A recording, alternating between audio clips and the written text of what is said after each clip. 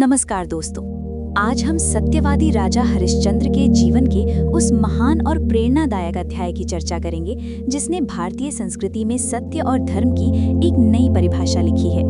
अयोध्या के इक्ष्वाकु वंश के इस प्रतापी राजा का व्यक्तित्व इतना महान था कि उनके लिए अपना वचन और सत्य किसी भी राजसी सुख या वैभव से कहीं अधिक कीमती था।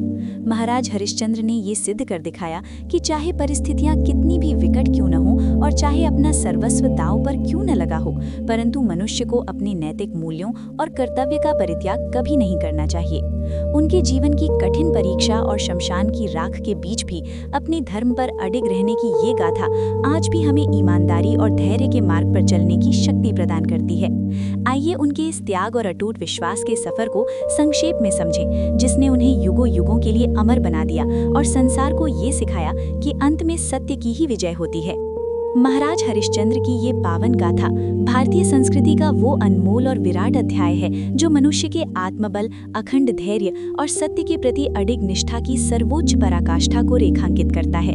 अयोध्या के इक्ष्वाकु वंश के प्रतापी राजा हरिश्चंद्र का शासनकाल न्याय, धर्म और अटूट सत्य का साक्षात प्रतिबिंब माना जाता था। उनके राज्य में प्रजा इतनी सुखी, सुरक्षित और धर्मनिष्ठ थी कि वहां कभी चोरी, अकाल, रोग या अकाल मृत्यु का भय स्वप्न में भी नहीं होता था। राजा हरिश्चंद्र की कीर्ति केवल मृत्यु लोक तक ही सीमित नहीं थी, बल्कि स्वर्ग के देवताओं के बीच भी उनकी सत्य की चर्चा अत्यंत श्रद्धा और विस्मय के साथ की जाती थी।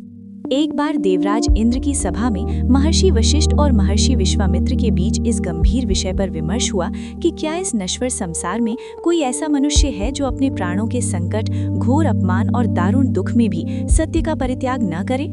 महर्षि वशिष्ठ ने बड़े गौरव के साथ अपने प्रिय शिष्य हरिश्चंद्र का नाम लिया। विश्वामित्र जी, जो स्वयं अत्यंत तेजस्वी, महान तपस्वी और क्रोधी स्वभाव के माने जाते थे, उन्होंने इसे एक चुनौती माना और राजा के सत्य की ऐसी अग्नि परीक्षा लेने का संकल्प किया जो सृष्टि के इतिहास में कभी न देखी गई हो। विश्वामित्र ने अपनी असीम योग शक्ति और माया का प्रयोग कर राजा हरिश्चंद्र के स्वप्न में प्रवेश किया। निद्रा की अवस्था में राजा ने देखा कि एक अत्यंत तेजस्वी और क्षुधित ब्राह्मण उनके सम्मुख उपस्थित है और राजा ने अपना संपूर्ण 7 द्वीपों का राज्य, रत्न जड़ित स्वर्ण भंडार, चतुरंगिणी सेना, राजकीय वैभव और अपना सर्वस्व उस ब्राह्मण को सहर्ष दान कर दिया है। अगले दिन सूर्योदय होने पर जब राजा की निद्रा टूटी तो उन्हें अपना स्वप्न भली भांति स्मरण था। वे इसे केवल मन की कल्पना मानकर टाल सकते थे, परंतु हरिश्चंद्र के लिए स्वप्न में दिया गया वचन भी जागृत अवस्था के वचन के समान ही अटल था। तभी महर्षि विश्वामित्र साक्षात उनकी राज दरबार में पधारे। राजा ने उनका यथोचित सत्कार किया और उन्हें स्वर्ण सिंहासन पर बिठाया, परंतु विश्वामित्र ने उन्हें उनके स्वप्न में दिए गए दान का स्मरण कराया। राजा हरिश्चंद्र ने बिना एक क्षण के संकोच या मोह के अपने स्वप्न के दान को स्वीकार किया और अपना मुकुट उतारकर ऋषि के चरणों में रख दिया। महर्षि ने तब उन्हें कठोरता से याद दिलाया कि शास्त्रानुसार दान तब तक पूर्ण नहीं माना जाता जब तक उसके साथ दक्षिणा अर्पित न की जाए। चूंकि अब राज्य और राजकोष पूर्णतः ऋषि का हो चुका था, इसलिए राजा के पास दक्षिणा देने के लिए एक भी स्वर्ण मुद्रा नहीं बची थी। राजा ने महर्षि विश्वामित्र से 1 मास की अवधि मांगी और अपनी पत्नी महारानी तारमती तथा छोटे पुत्र रोहिताश्व के साथ अयोध्या की सीमाओं का त्याग कर दिया।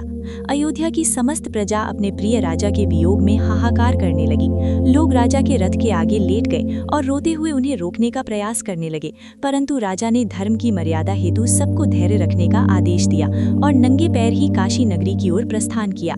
मार्ग में उन्हें भूख, प्यास, भीषण गर्मी और कंकड़ पत्थरों के असहनीय कष्ट झेलने पड़े। जो सुकोमल पैर कभी मखमल पर चलते थे, वे अब लहूलुहान हो रहे थे। काशी पहुंचने पर जब समय की सीमा समाप्त होने को आई तो विश्वामित्र पुनः प्रकट हुए और दक्षिणा की भीषण मांग की। अपने वचन की रक्षा हेतु राजा ने हृदय पर पत्थर रखकर अपनी अर्धांगिनी तारमती और छोटे पुत्र रोहिताश्व को एक वृद्ध ब्राह्मण के हाथों दास के रूप में बेच दिया।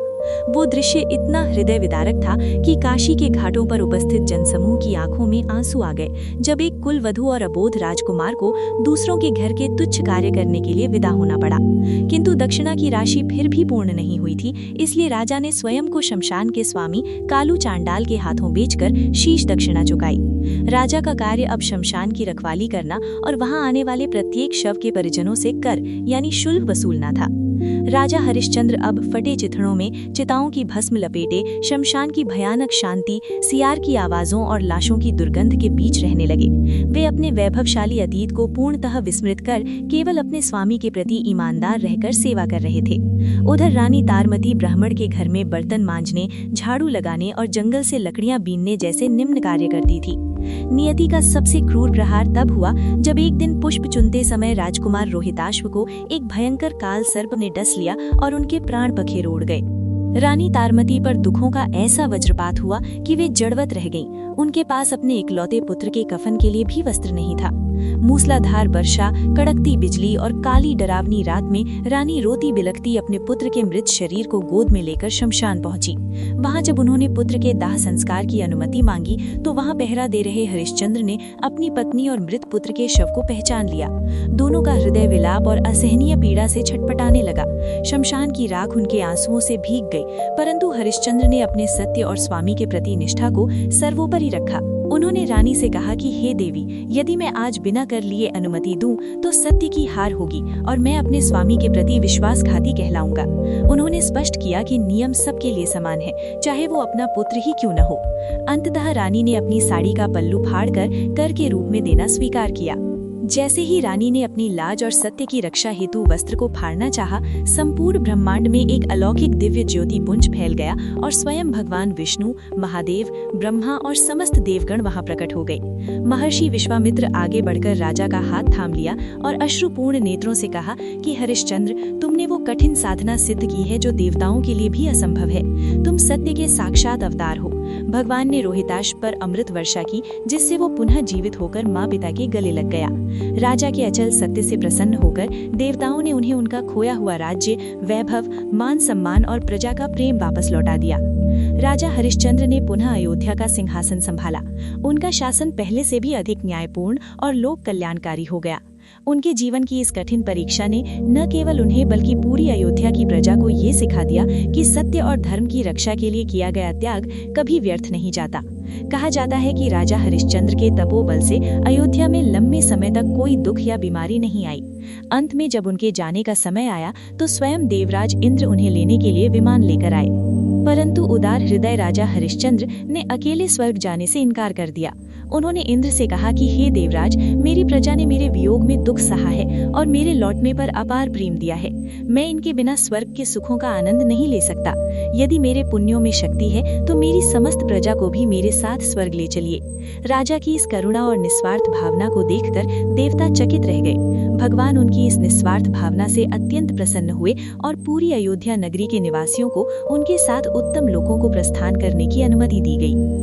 महाराज हरिश्चंद्र की ये पावन गाथा भारतीय संस्कृति का वो अनमोल और विराट अध्याय है जो मनुष्य के आत्मबल, अखंड धैर्य और सत्य के प्रति अडिग निष्ठा की सर्वोच्च पराकाष्ठा को रेखांकित करता है।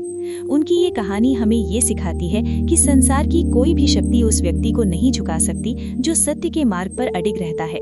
सत्यमेव जयते केवल एक सूक्ति नहीं, बल्कि महाराज हरिश्चंद्र के संपूर्ण जीवन का सार है।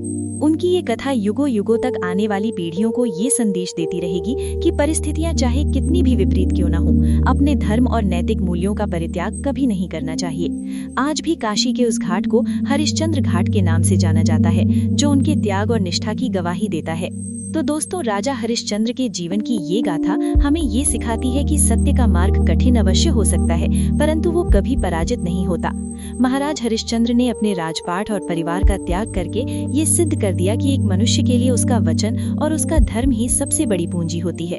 शमशान की राख से लेकर अयोध्या के सिंहासन तक का उनका ये सफर धैर्य और ईमानदारी की वो मिसाल है जो युगों युगों तक आने वाली पीढ़ियों का मार्गदर्शन करती रहेगी। उम्मीद है कि सत्य और निष्ठा का ये महान प्रसंग आप सभी के हृदय को छू गया होगा और हमें अपने जीवन में सही मार्ग पर चलने की प्रेरणा देगा। आज की इस चर्चा को यहीं विराम देते हैं और संकल्प लेते हैं कि हम भी अपने जीवन में सत्य की मर्यादा को बनाए रखेंगे।